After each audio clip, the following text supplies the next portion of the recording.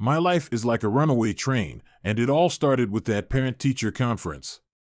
The location was Pasadena, California, a place where the sun is always extra bright, and my life completely fell into the shadows that day. My name is Jack Carter, I'm 45 years old, and I coach the Pasadena High School baseball team. My wife, Sarah, is 42 years old and a 7th grade English teacher at the same school. We have been married for 18 years, and to outsiders, we seem like a perfect match. Until that day, I had always thought so too. Sarah is a beauty, with a kind of mature charm that comes with age, and is even more attractive than when she was younger. She has beautiful brown hair that she always takes care to style, and eyes the color of a deep blue lake. She was cheerful and popular at school, loved by the students and respected by the parents. And me, Jack, an ordinary PE teacher, still reasonably fit but showing the signs of time. My life is like a runaway train, and it all started with that parent-teacher conference. The location was Pasadena, California, a place where the sun is always extra bright, and my life completely fell into the shadows that day. My name is Jack Carter, I'm 45 years old, and I coach the Pasadena High School baseball team. My wife, Sarah, is 42 years old and a 7th grade English teacher at the same school. We have been married for 18 years, and to outsiders, we seem like a perfect match. Until that day, I had always thought so too. Sarah is a beauty, with a kind of mature charm that comes with age, and is even more attractive than when she was younger. She has beautiful brown hair that she always takes care to style, and eyes the color of a deep blue lake. She was cheerful and popular at school, loved by the students and respected by the parents. And me, Jack, an ordinary PE teacher, still reasonably fit but showing the signs of time. I loved baseball, spending time with the kids, a simple but fulfilling life. At least, that's what I used to think. There are a few other characters in the story, like pawns of fate, swept up in this storm. First there is Daniel Weber, one of Sarah's students, a slightly introverted but very talented child. His father, Richard Weber, is another key figure in our story. Richard is a successful lawyer in his early 40s, handsome and suave, the typical successful man.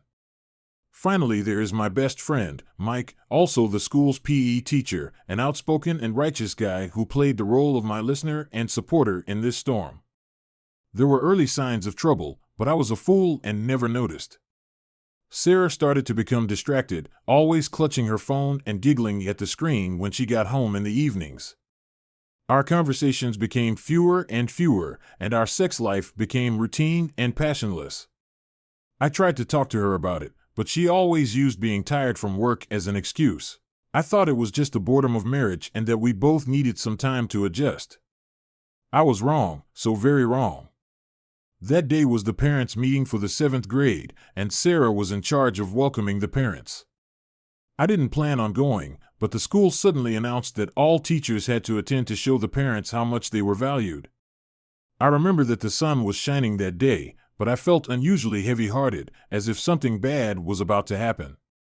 The parents' meeting was held in the school hall. When I arrived, quite a few parents were already there. I saw Sarah standing at the door in her favorite blue suit, greeting the parents elegantly. She had a professional smile on her face, but for some reason, I always felt that there was something hidden in her smile that I couldn't read. I found a seat in the corner and watched Sarah from afar. She was having a good chat with a parent, whose back was to me, so all I could see was a tall figure. But when the man turned around, my heart sank. It was Richard Weber, Daniel's father. They stood together, looking very much in love. Sarah had a smile on her face that I hadn't seen in a long time, a genuine, joyful smile. Richard was looking at her too, with a tenderness I'd never seen in his eyes before. My heart started pounding, and an ominous feeling came over me. The parents' meeting had begun, and the headmaster was making some inoffensive and polite remarks from the stage, but my thoughts were completely elsewhere.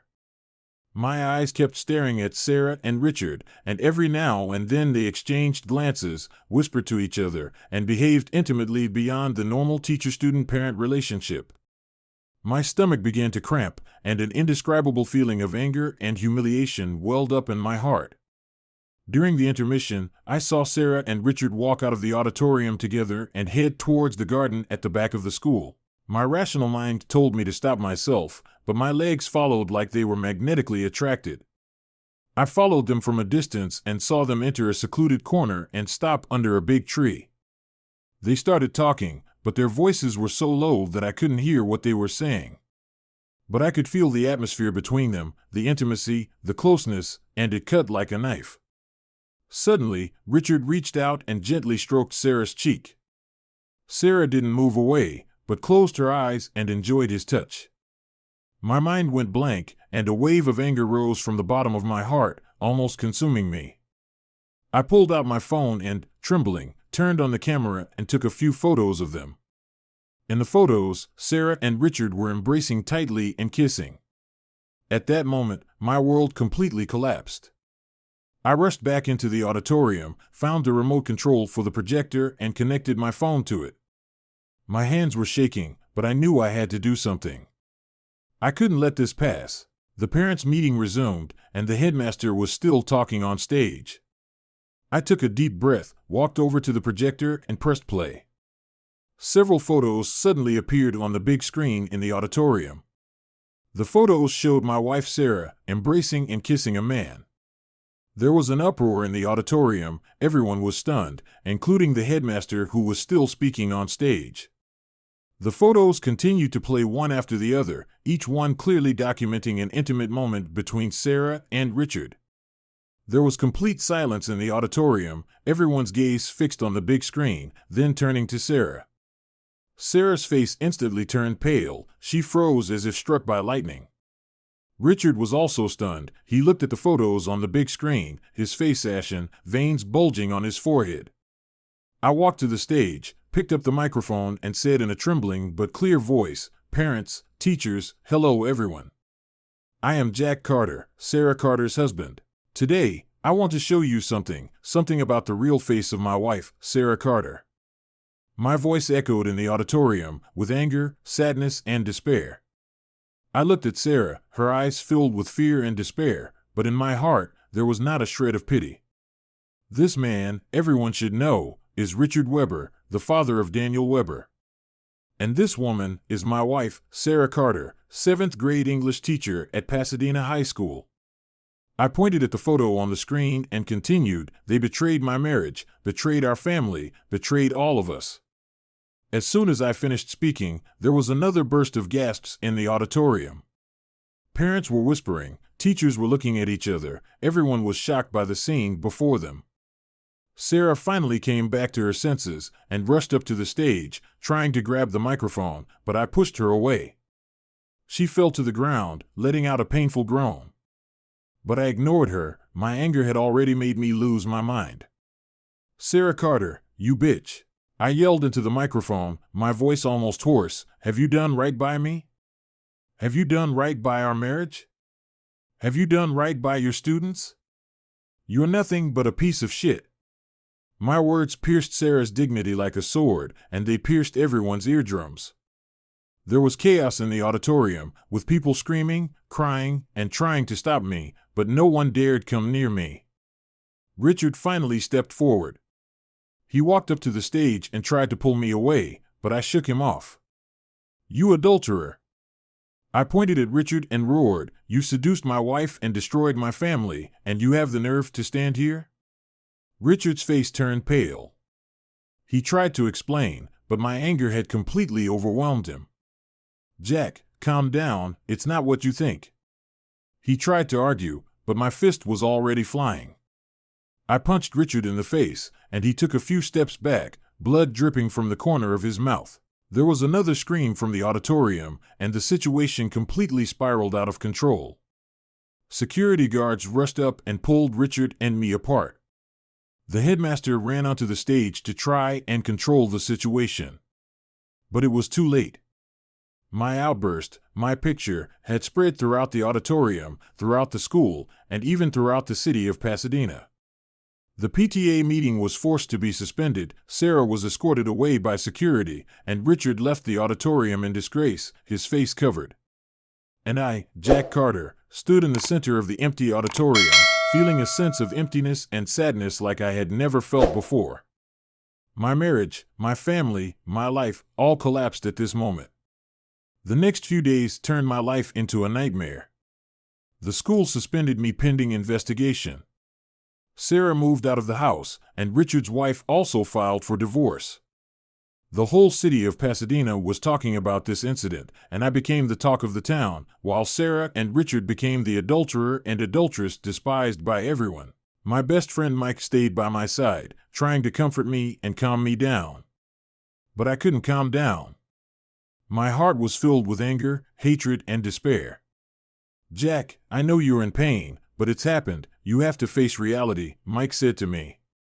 Face reality? What reality? My wife betrayed me and humiliated me in front of everyone. Is that reality? I yelled. I know this is hard to accept, but you can't live in anger forever. You need to think about yourself, about your future. Mike tried to calm me down. My future? My future has already been ruined by Sarah.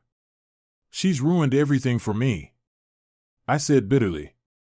No, Jack, you can't let her ruin you. You still have a future, you still have a life. You need to pull yourself together and start again, Mike said firmly. Start again? How could I? My heart was broken, my life in pieces, and I didn't know how to start again. But Mike's words did get through to me. I couldn't just wallow in my pain and anger. I needed to do something for myself. I started thinking about how I could get back at Sarah and Richard. How could I make them pay? I considered many ways, and even thought about killing them. But I knew that would only ruin myself. I couldn't let anger control me. I needed to find a smarter, more effective way to get back at them. I decided that I would make Sarah lose her reputation, and I would make Richard lose everything. I would make them pay the most painful price for their actions. I started collecting evidence of Sarah and Richard's sins. I found text messages, emails, and even some photos of them on a date. This evidence was enough to prove that their illicit affair was true. I also investigated Richard's law firm and found that he had some tax problems. I reported this information anonymously to the tax department, and the tax department quickly launched an investigation. At the same time, I started contacting the media to expose Sarah and Richard's scandal. The local newspapers, TV stations, and even some national media outlets took a keen interest in the story. Soon, Sarah and Richard's scandal was making headlines.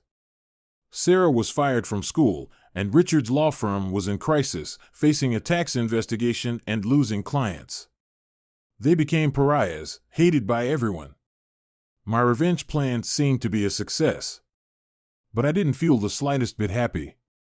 I still felt empty inside, still in pain. I started to lose sleep, having nightmares night after night. In my dreams, Sarah and Richard mocked me, cursed me, and tormented me. I woke up from my nightmares, covered in cold sweat and my heart racing. I started to drink heavily, trying to numb myself with alcohol. But I discovered that alcohol only made my pain more intense and more unbearable. I became short-tempered and irritable, and filled with hostility towards everyone. My friends distanced themselves from me, and my family was disappointed in me. I became a loner, a monster consumed by anger and hatred. One night, I was drunk and walking alone in the street. The night in Pasadena was still brightly lit, but my world was in darkness. I walked to a bridge overlooking the river below. The river flowed quietly, like a cold, poisonous snake, devouring my soul. I stood by the edge of the bridge, looking at the river, when a terrible thought suddenly occurred to me. Maybe ending it all would be the best option. I climbed up the railing and prepared to jump. Just then, my phone rang. It was Mike calling. "Jack, where are you?" "I'm worried about you," Mike's voice sounded anxious. "I'm on the bridge," I muttered. "On the bridge? What are you doing on the bridge?" "Come down, Jack, don't do anything stupid." Mike's voice became even more nervous. "I've had enough, Mike. I don't want to live anymore," I said in despair. "No, Jack, you can't do that. You still have me, you still have friends, you still have family. We all need you, you can't leave us," Mike tried to persuade me. "No one needs me, I'm just a failure, a fool betrayed by my wife," I said bitterly. "No, Jack, you're not a failure. You've just had a setback, and everyone has setbacks. You need to face it bravely and overcome it, not run away from it." Mike's voice was full of strength and hope. Mike's words were like a ray of light illuminating my dark world. I suddenly realized that I couldn't just give up. I couldn't let Sarah and Richard ruin my life. I climbed down from the bridge railing and answered the phone. "Mike, I'm fine. I just need to calm down," I said. "That's good, Jack. I'm at your front door. I'll come over and keep you company," Mike said. Mike arrived quickly, took me home, and looked after me and comforted me. With his company, my emotions gradually stabilized. I began to reflect on my life and my marriage to Sarah. I realized that our marriage had long been in trouble, and Sarah's infidelity had merely been the trigger. We lacked communication, understanding, and trust. We were both too focused on our careers to pay attention to each other's feelings. Our marriage had long been dead in name only. Perhaps Sarah's infidelity was also a relief for me. It made me see reality clearly and gave me the opportunity to start again. I decided that I would let go of my hatred and anger and start my life anew. I wanted a divorce, I wanted to leave Pasadena, and I wanted to go to a new place and start a new life. I contacted a lawyer and filed for divorce. Sarah had no objection, and she knew that our marriage was beyond repair. The divorce was finalized quickly. I sold the house, quit my job at the school, and left Pasadena. I went to another city, rented an apartment, found a new job, and started a new life. It wasn't easy. I still thought about Sarah and the painful memories. But I no longer dwelled on anger and hatred. I began to learn to let go, to forgive, to love myself and life again. Time is the best healer. Slowly, I began to emerge from the shadows, and my life began to take on a new color. I made new friends, found new hobbies, and even started to try new relationships. I am no longer the victim of my wife's betrayal. I have become a man who has risen again, a warrior who bravely faces the challenges of life. Of course, I will never forget Sarah, and I will never forget that parents' meeting. That painful experience is like a scar that will remain in my heart forever. But I have also learned to draw strength from the scar and let it become my driving force. Life is like a marathon. There will always be ups and downs. There will always be wind and rain. The important thing is that we learn to be strong, learn to be brave, and learn to grow in the face of adversity. My story is just a drop in the ocean of life, a story of betrayal, revenge, and redemption. It may make you think about marriage, emotions, and human nature. But ultimately, it is just a story. If you like my story, please subscribe to my channel, and I will continue to bring you more exciting stories.